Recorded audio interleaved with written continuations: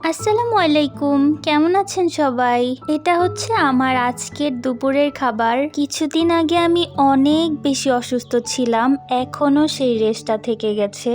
ভাত খেতে একদমই ইচ্ছে করে না, তাই ভাবলাম একটু ফলমূল খাই। প্রায় 4-5 দিন আগে আমার সেই অসুস্থতার সময়টাতে সারপ্রাইজিংলি রাত 10টার সময় আব্বু বাসায় চলে এসেছিল। তখন আব্বু এই জামগুলো নিয়ে এসেছিল, সাথে আম, তালের শাঁস, লিচু, ডাবের পানি নিয়ে এসেছিল। সেই সব তো খাওয়া হয়ে গেছে, কিন্তু জামগুলো আর কয়েকটা আম এখনো আছে। কারণ এই জাম কিভাবে খাবো আমি বুঝতেই পারছিলাম না। কিন্তু এখন আমার মাথায় বুদ্ধি আসলো যে জামগুলো তো মেখে খেলেই হয়, আর সব কিছুই একটু সুন্দরভাবে মেখে খেলে খুব বেশি মজা লাগে।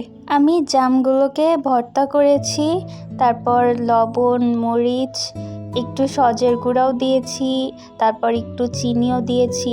আমার আবার সব কিছু একটু কাসুন্দি এইসব দিয়ে মেখে খেতেই ভালো লাগে। সবাই কিভাবে খান হোয়াট এভার। দুপুরবেলা তো শুধু জাম দিয়ে পেট ভরবে না, এই জন্য একটু আমও কেটে আনলাম। আমও আমি এইভাবেই কাসুন্দি, লবণ আর মরিচ দিয়ে মেখে এনেছি, খুবই ভালো লাগলো। আমার আবার ভাতের থেকে বেশি ফলমূলই বেশি ভালো লাগে। একটু ফলমূল হলে আমার আর কিছুই লাগে না।